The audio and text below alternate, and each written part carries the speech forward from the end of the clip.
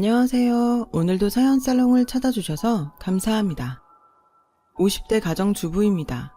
가끔 거울 속에 훌쩍 어른이 된 저를 발견할 때면 어쩐지 낯선 기분이 될 때가 있어요. 언제 이렇게 나이가 들어버린 걸까? 어른이 된 게 어느 날 갑자기도 아닌데 괜히 젊은 시절이 모두 흘러가 버린 것 같아 어딘가 모르게 서글퍼지더라고요. 어렸을 땐 철없이 어른은 다 자유로운 것 같고 뭐든 할 수 있을 것 같아서 빨리 어른이 되고 싶었는데 막상 이렇게 인생의 절반이 흐르고 나니 가장 그리운 때가 그때인 것 같아요.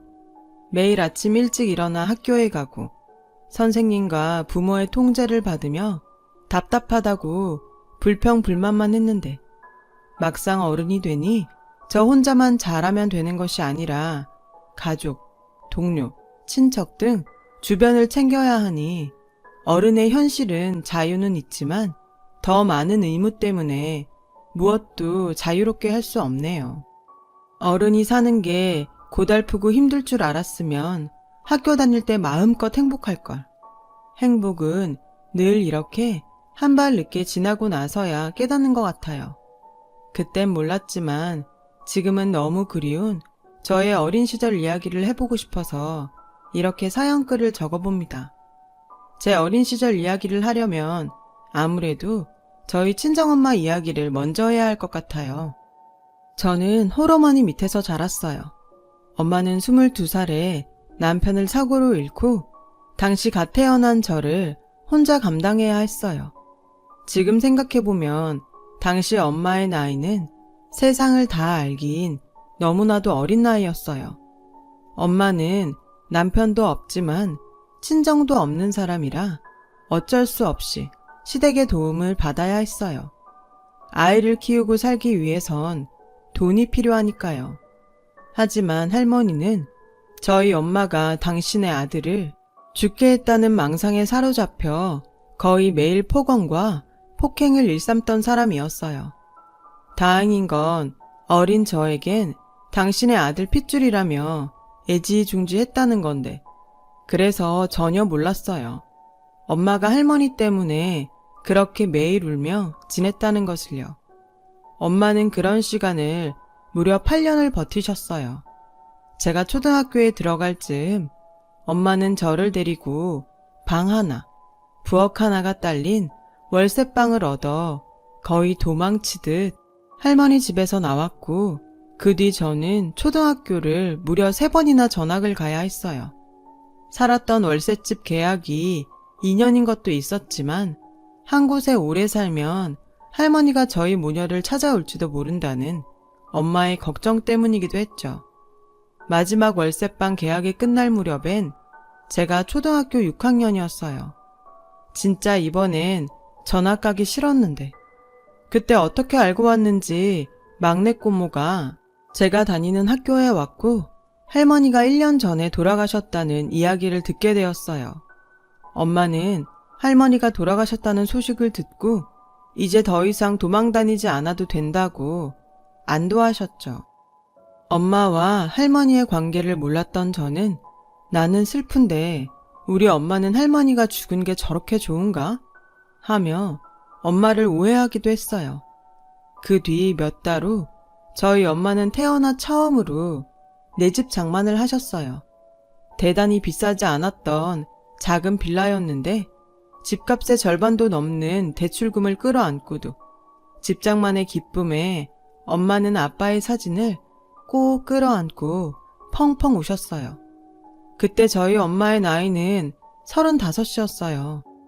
이사 걱정이 없어진 엄마는 그 뒤로 매일 인생에 딱 2가지만 있는 사람처럼 매일 이 일 저 일 가리지 않고 돈을 버셨고 저에겐 그렇게 공부 잔소리를 퍼부으셨어요. 학원 갔다 왔어? 공부는 다 했어? 이번 시험에서 꼭 성적 올려야 된다. 행복은 성적순이 아니라고 했는데 그때 당시 저는 행복은 공부하는 시간에 반비례한다고 생각했어요. 그래서 저는 제가 세상에서 가장 불행하다고 생각했었죠. 당연히 공부만 강요하는 엄마와는 심리적으로 멀어져 갔고, 자기의 기대와 뜻에 제가 따라주지 않자 엄마의 짜증과 잔소리는 더 심해져만 갔어요. 너 나중에 어른 되면 어떡하려고 이렇게 놀기만 해? 엄마도 힘들어. 엄마가 이렇게 고생해서 키우는데 네가 좀 알아서 잘해야 하지 않겠어? 내가 언제 놀기만 해? 그리고 내가 엄마한테 나 때문에 고생하라고 했어? 왜 나한테 그래? 너 지금 엄마한테 그게 무슨 말버릇이야? 엄마가 너한테 뭐 그렇게 대단한 거 바래? 그냥 학생이 공부 좀 열심히 하라는 건데 뭐가 잘못됐어? 열심히 해. 근데 엄마가 바라는 건 열심히 하는 게 아니고 잘하는 거잖아. 해도 안 되는 걸 나보고 어쩌라고? 열심히 하는데 왜 안 돼? 네가 하기 싫다고 하는 척만 하니까 그렇지. 저는 엄마의 말에 억울하고 짜증나고 분했어요. 열심히 해도 안 된다는 말은 정말이었거든요. 저는 점점 엄마는 나에 대해서 관심도 없으면서 공부만 잘하길 바란다 라고 생각했고, 저는 두고 보자는 심정으로 정말 이를 악물고 공부만 했어요. 이해가 가지 않는 건 그냥 통으로 외워버리고 무조건 성적이 잘 나오면 된다는 생각에 별의 별짓을 다 했죠. 그 결과 성적은 오르기 시작했고 그제야 저희 엄마는 만족하는 얼굴이셨어요. 저는 그런 엄마의 모습을 보며 그러면 안 되는 거였는데 제 계획은 엄마가 바라는 대로 공부를 열심히 해서 성공을 하면 엄마가 잔뜩 기대하고 있을 때 엄마의 기대와 정반대로 하는 거였어요. 그래서 저희 청소년 시절 기억은 거의 없어요. 참 아이러니하게도 모든 행복을 포기하고 공부만 하며 재미없게 사는 저에게 학교 선생님과 엄마는 칭찬을 해주셨고 친구들은 저에게 다가오지 않았죠. 그렇게 대학 입시를 치렀어요. 순수한 의도는 아니었지만 악착같이 공부한 결과 서울에서 유명한 Y대에 들어갈 수 있었고 대학 합격이 발표되는 날 엄마는 저를 껴안고 기뻐하셨어요. 하지만 저는 그런 엄마를 거부했고 이렇게 말했어요. 엄마가 바라는 대로 대학 붙었지? 그럼 이제 다 된 거다. 난 대학 안 갈 거야. 이제부터 그동안 못했던 거 실컷 하고 살 거니까 엄마는 더 이상 내 인생에 참견하지 마. 저는 그렇게 제 방문을 걸어 잠그고 방에만 박혀 살았어요. 밥도 잘 안 먹고 가끔 화장실 가는 것 외엔 방 밖에 나오지 않았는데 처음엔 네가 이기나 내가 이기나 해보자던 엄마는 제가 그렇게 일주일 정도 버티니까 겁이 나셨는지 제 방문 앞에서 미안하다고 우셨어요. 내가 생각한 복수는 통쾌하고 시원한 거였는데 엄마가 우니 이상하게 정말 마음이 좋지 않더라고요.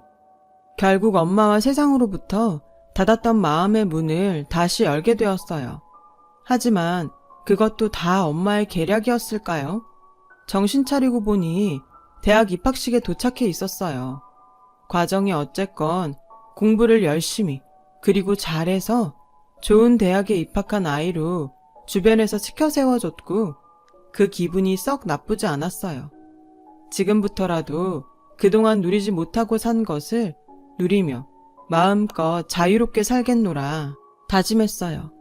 하지만 이런 제 마음을 비웃듯 학교 공부는 그리 간단하지 않았죠. 엄마는 이번엔 공부가 아닌 다른 걸로 저를 옥죄기 시작했어요. 다 큰 딸의 귀가 시간을 정했고 옷 입는 것에도 매번 참견을 하는 등 저를 가만히 두지 않았어요. 그리고 대학은 취직을 위한 과정이니 마냥 놀기만 하면 안 된다고 또 잔소리를 퍼부으셨죠. 너 지금 시간이 몇 시야? 대학 갔다고 놀기만 할래? 치마는 왜 그렇게 짧아서? 왜? 아예 동네방네 다 보게 벗고 다니지. 정말 왜 그래? 이제 나도 어른이야. 나 좀 내버려 두면 안 돼? 엄마가 다 걱정돼서 하는 소리잖아. 그리고 엄마가 일찌감치 스펙 쌓아서 취직 준비하라고 했지? 넌 왜 그렇게 내 말을 안 듣니? 요즘은 여자도 능력이 있어야 무시 안 당하고 산다고 했어, 안 했어? 가만 보면 다 엄마 컴플렉스야. 누가 무시를 해. 내 걱정하지 말고 제발 엄마 걱정이나 해.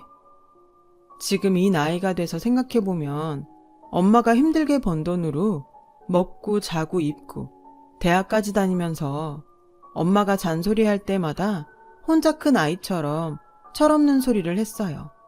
당연히 그때는 몰랐죠. 그저 지금 당장 듣는 잔소리가 싫었고 뭐든 저를 통제하려는 엄마의 날성 감시가 싫었으니까요. 그런 제가 엄마와 따로 살게 된 건 대학 졸업 후 취직을 하고 난 후부터였어요. 저는 무조건 독립을 하고 싶어서 월급을 받으면 거의 쓰지 않고 모았고 회사 근처 월세로 나온 작은 오피스텔을 얻을 수 있었어요. 월세로 내는 돈이 얼마나 아까운데 공짜로 먹여주고 재워주는 집 놔두고 이게 뭐야. 내가 알아서 할 수 있어. 나도 어른이고 내가 번 돈으로 살 수 있으니까 이제 간섭 좀 그만해. 엄마도 엄마 인생 살라니까. 시집에 꼭 그렇게 말도 지 할머니처럼 정없이 해야 속이 시원하냐? 엄마는 저의 말에 서운하신 듯 집으로 돌아갔어요. 하지만 다음 날부터 언제 서운했냐는 듯 출근은 잘했는지, 밥은 먹었는지, 집에 반찬은 있는지 저를 계속 간섭하셨어요. 엄마의 그런 전화가 걸려올 때면 한쪽 귀로 듣고 대충 대답하며 한쪽 귀로 흘려보냈고 매일 처음으로 맛보는 온전한 자유와 독립에 푹 빠져 있었어요. 정말 지금 생각하면 희한할 정도로 엄마에 대해선 별 생각하지 않았고 매일 회사 다니며 그리고 혼자 사는 재미를 느끼며 집에는 거의 가지 않게 되었죠. 그런 와중에도 엄마는 거의 매일 전화에 집에는 언제 오냐고 물으셨어요. 그럴 때마다 바빠서 여유가 없다고 대답했고요. 저는 그때 당시 어차피 집에 가봤자 잔소리만 할 거면서 오라고 그런다고 생각했거든요. 회사에 들어간 지 3년이 되던 해, 거래처 회사의 인연으로 지금의 남편을 만나게 되었어요. 제가 만나는 사람이 생겼다고 엄마에게 말하자 그 뒤엔 엄마의 잔소리는 새로운 메뉴가 추가된 듯 업그레이드가 되는데 너 혼자 산다고 남자친구 막 집에 데려오면 안 된다. 엄마는 정말 지치지도 않아? 그만 좀 해. 내가 알아서 한다고. 나도 어른이잖아. 네가 암만 그래도 엄마 눈엔 애야. 아무튼 뭔가 좀 잘해. 여자 혼자 사는데 남자 들락날락하면 이상한 소문 돌아. 알았어? 이맘때쯤엔 엄마의 마음을 조금 알았어요. 하지만 제가 못된 딸이라 그런지 엄마의 마음을 알면서도 입에선 짜증 섞인 말들만 쏟아냈죠. 엄마는 내색하지 않으려고 했지만 제 말에 서운하다는 것을 느낄 수 있었어요. 하지만 그것과는 별개로 전처럼 마음 약해져서 엄마의 뜻에 따랐다가는 지금의 자유와 행복도 다시 뺏길 것 같았고 남편과 연애를 한 지 1년이 넘어가면서 그부터는 결혼을 선택하게 되었어요. 남편이 별론데 순전히 엄마에게 도망치기 위해서 한 선택은 아니었고 이 정도의 남자라면 결혼해도 좋겠다고 생각할 무렵 텔레파시가 통했는지 청혼을 받게 되었어요. 그렇게 양가 상견례의 날짜가 잡혔고 자주 통화해서 전혀 생각하지 못했는데 상견례장에서 오랜만에 만난 엄마의 모습은 제 기억 속의 모습과는 달리 조금 나이 든 모습이었어요. 엄마가 언제 저렇게 나이 들었지? 결혼을 앞두고 있어서일까요? 저는 엄마가 갑자기 치근해 보였고 상견례를 마치고 큰맘 먹고 엄마와 시간을 보내기로 결심했어요. 늘 지지고 볶고 살았으니 이번 기회에 모녀지간의 이야기도 좀 하고 서로 쌓인 감정도 좀 풀면 좋겠다고 생각했죠. 그런데 엄마는 너 결혼해도 일은 꼭 계속해라. 왜? 여자가 일도 안 하고 집에서 살림만 하면 노는 줄 알아. 그리고 비상금도 있어야 해. 괜히 돈 쓸 때 눈치 보이잖아. 엄마, 우리 그이 그런 사람 아니야. 그리고 나는 애기 낳으면 회사 그만두고 애기 키울 거야. 얘가 무슨 소리야.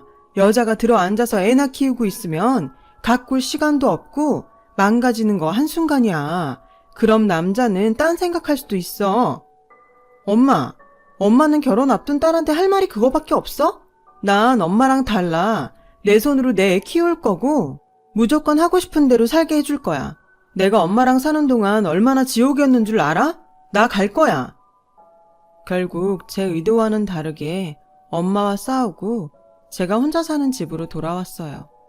엄마는 그 후 꽤 충격이 크셨는지 매일 걸던 전화도 하지 않으셨고 저는 신경이 쓰였지만 엄마와 저는 자석의 N극과 X극처럼 서로를 밀어내는 무언가 있는 게 틀림없다고 생각하게 되었어요. 서로에게 상처만 되는 거 일부러 연락하지 않았어요.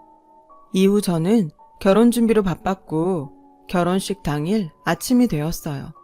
그날따라 고운 한복을 입은 엄마를 보며 오늘만큼은 절대 싸우지 말자고 수십 번을 다짐했죠. 결혼식을 무사히 잘 치르고 신혼여행을 마치고 돌아온 날부터 전 이상한 기분이 들기 시작했어요. 늘 저희 엄마로부터 제가 다이어트 한다고 굶지는 않았는지 또 아픈데 미련하게 참고 있는지 항상 들어왔던 잔소리를 이번엔 시어머니에게 듣게 된 거였어요. 다만 차이가 있다면 시어머니는 저 말고 남편에 대한 이야기를 하신다는 거였죠. 민석이는 아침밥 먹고 출근했니? 아무리 피곤하고 바빠도 빵 같은 거 주지 말고 밥 줘라. 민석이가 환절기엔 꼭 감기에 걸려서 오래 앓는다. 미리미리 네가 좀 챙겨라. 제 걱정도 아닌 남편에 관한 걱정을 저를 통해서 하는 시어머니의 전화를 받을 때마다 은근 불편했어요. 마치 당신이 아들을 위해서 내내 하시던 일을 제가 모두 물려받길 바라는 것 같았거든요. 그런 상황이 연출되니 예전에 저에게 잔소리했던 엄마가 생각이 나더라고요. 하지만 오히려 걱정될 정도로 저희 엄마의 연락은 뚝 끊겼어요. 그렇게 저는 남들 다 해본다는 결혼 후 시댁과의 갈등, 남편과의 갈등을 겪으며 3살 터울에 딸과 아들이 태어났어요. 저는 제 계획대로 첫 아이를 출산하면서 회사를 그만뒀고 아이의 커가는 모습을 모두 함께하며 행복하지만 고된 전업주부가 되었어요. 엄마 생각이 나서 정말 오랜만에 연락을 했죠. 너는 내가 그렇게 말렸는데도 기어코 회사를 그만뒀니? 오랜만에 만난 엄마는 외손녀도 제대로 안아보지도 않고 또 저에게 잔소리를 했어요. 엄마는 오랜만에 본 딸한테 할 말이 그거밖에 없어? 그래, 그거밖에 없다.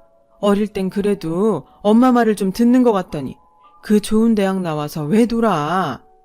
놀긴 내가 얼마나 바쁜데 살림하지 애 키우지. 살림한다고 애 키운다고 누가 월급 줘? 지금이라도 애 엄마한테 맡기고 너 복직해. 애도 안 좋아하면서 됐어, 나 갈래. 왜 늘 우리 모녀의 대화는 이런 식일까요? 시어머니를 보면 안 입고 울 정도로 그렇게 아들 걱정만 하던데 저는 마치 제가 고아라도 된 듯 어디 한 곳 의지할 곳이 없었어요. 둘째 아들이 태어나고 더 정신이 없게 살았는데 우연히 거울 옆을 지나가다 지쳐있고 게다가 후줄근한 차림 때문인지 초라한 제 모습을 보게 되었어요.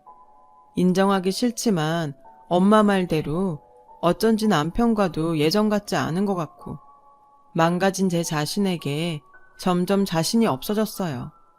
회사를 그만두기 전엔 남편과 퇴근 후 저녁 데이트도 하고 쉬는 날엔 같이 취미생활도 했었는데 지금의 남편은 그저 저와 무언가를 하는 것이 짜증스러워 보였거든요.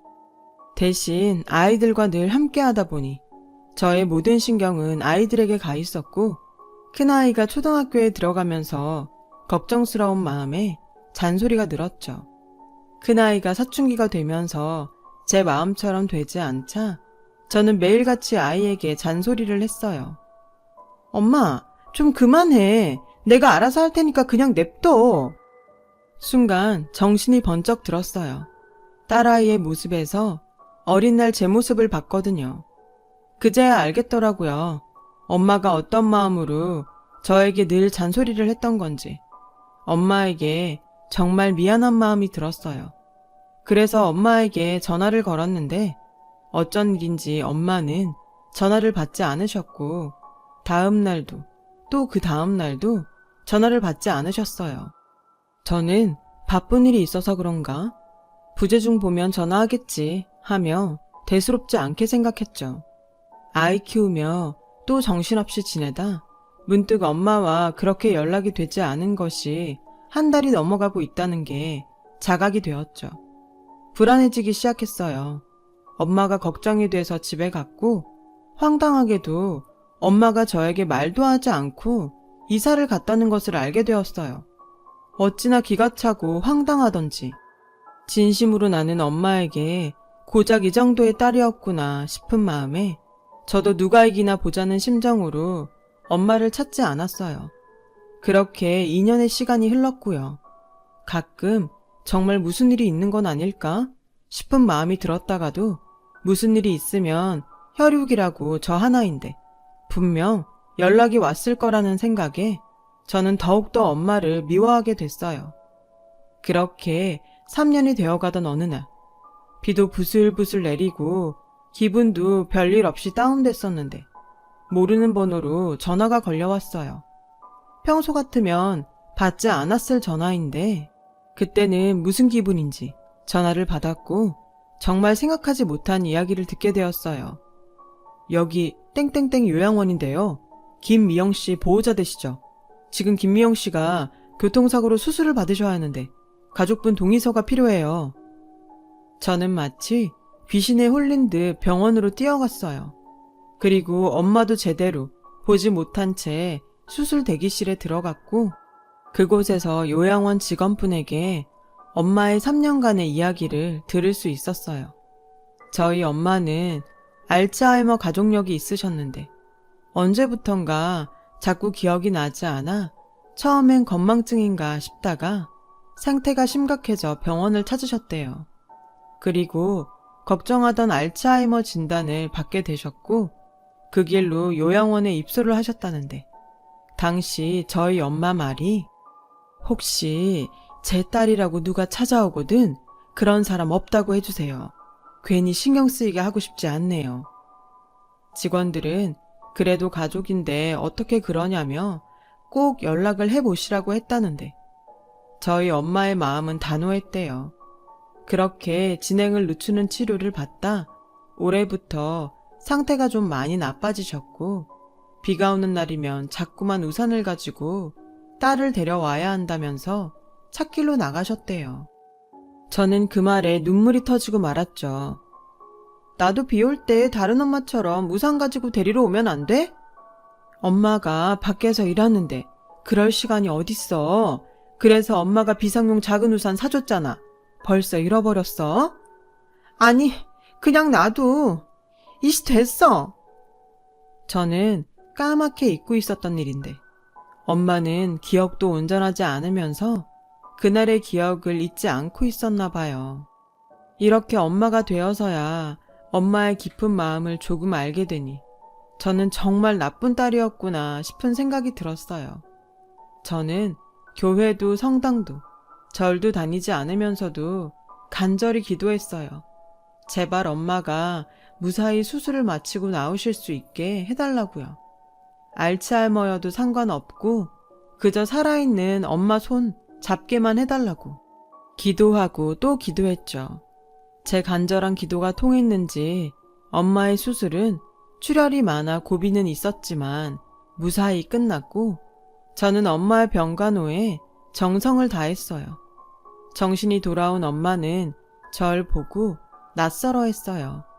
그러다 또 어느 날 비가 왔고 엄마는 저에게 아줌마 비 와요? 나 우리 딸 데리러 가야 하는데 라고 말씀하셨어요. 저는 엄마의 손을 잡고 이렇게 말했어요. 오늘 학교 쉬는 날이라 따님 집에 잘 있어요. 숙제도 다 했고 공부하고 있대요. 그래요? 가끔은 공부 안 하고 놀아도 되는데. 왜요? 학생이 공부를 해야죠. 공부도 좋지만 아이가 더 중요하잖아요. 지금은 왜 그렇게 애를 공부하라고 닥달했는지 후회돼요. 저는 그때 엄마의 진짜 마음을 알 수 있었어요. 지금부터라도 엄마와 잘 지내기로 다짐했죠. 이제는 내가 엄마의 보호자가 되기로요. 엄마의 알츠하이머 증상은 심해지는 날도, 그리고 언제 그랬냐는 듯 정신이 돌아오는 날도 있었는데요.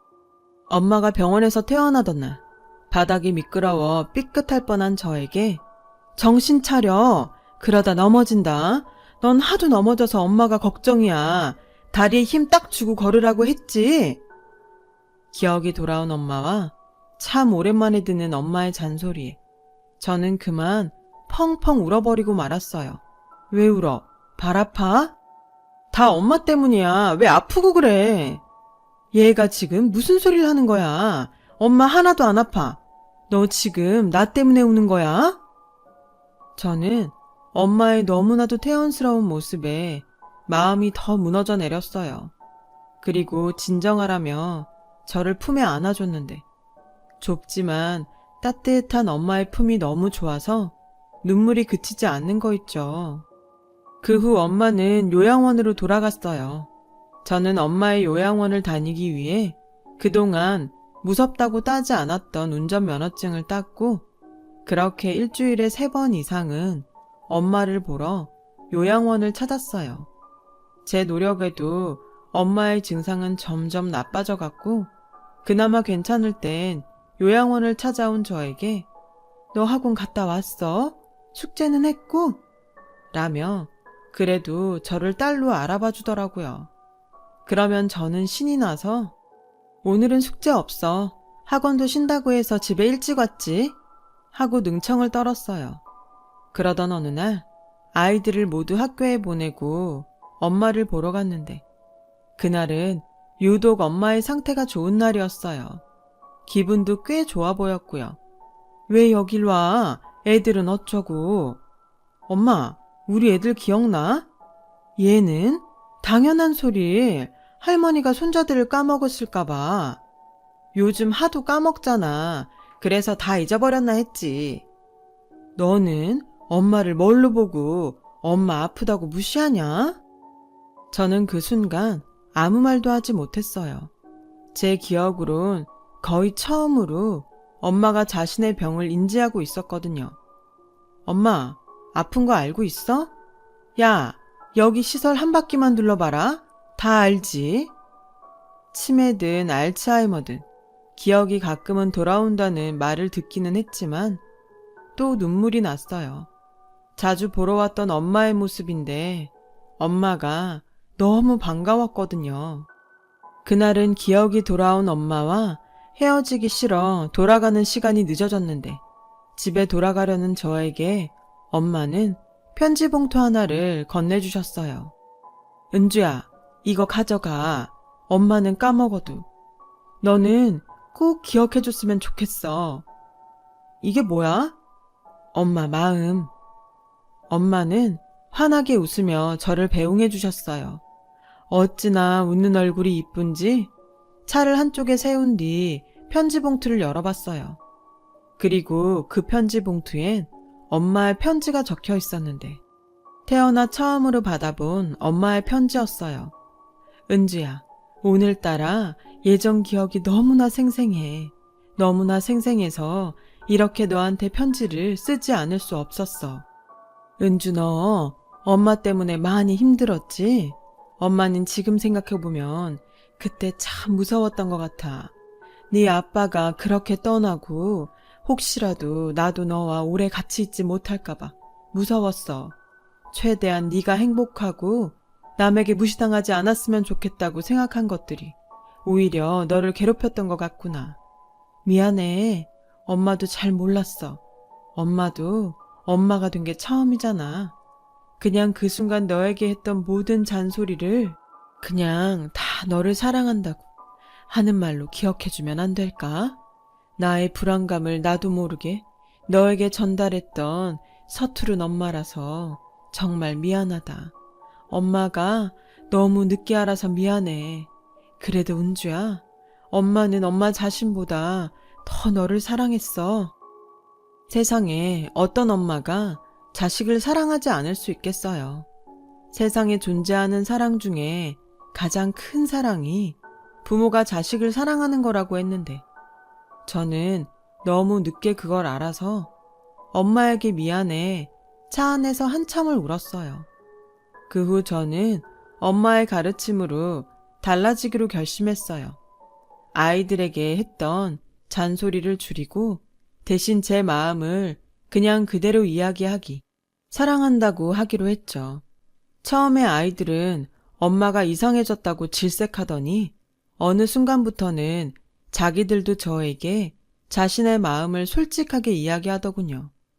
달라진 아이들의 모습을 볼 때면 저는 엄마와 저도 진작에 이렇게 진심으로 이야기하는 법을 알았으면 얼마나 좋았을까 하는 아쉬운 마음이 들어요. 저희 엄마는 여전히 시설에 계세요. 다행히 증상이 많이 나빠지지 않으셔서 어쩌다 한 번은 기억이 돌아온 엄마를 만나기도 해요. 기억이 돌아온 엄마도 반갑지만 전 엄마의 편지를 읽은 후로 엄마가 어떤 모습과 어떤 이야기를 해도 이젠 놀라거나 슬프지 않아요. 엄마가 말한 것처럼 저에겐 모두 사랑한다는 말로 들리니까요. 그렇게 생각하니 저는 정말 엄마에게 수천 번, 수억 번 사랑한다는 말을 들었네요. 부디 엄마에게 오랜 시간 잔소리를 들을 수 있기를 바라며 제 긴 사연을 마칠게요. 지금까지 저와 저희 엄마 이야기를 들어주셔서 고맙습니다.